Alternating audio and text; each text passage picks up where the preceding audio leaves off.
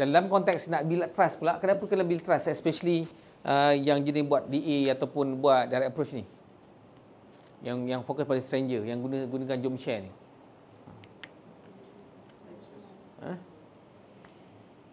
Saya nak gain trust. Dalam konteks saya punya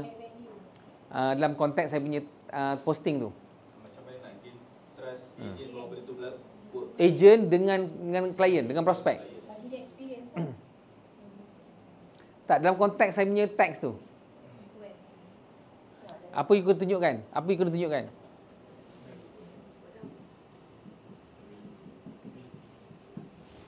You kena tunjukkan you punya ability. Kan? Sebab tu, dia kena buat, kenapa?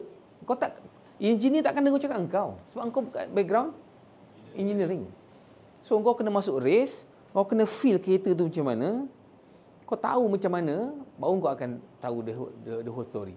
Barulah kau boleh bagi feedback pada engineer, dan engineer akan dengar cakap kau. Faham tak? Dia CEO tau. Patut dia boleh gunakan tak order?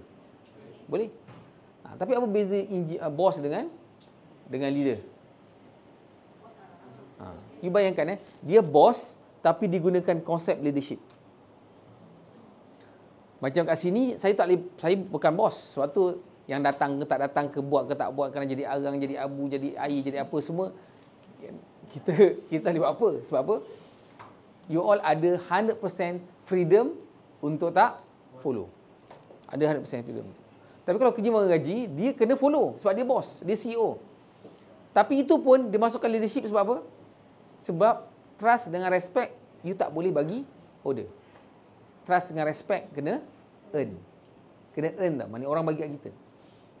So sama juga dengan kita. Apa objection buat sale? No money, no need, no hurry, no trust. Sometimes cakap no time. No time tu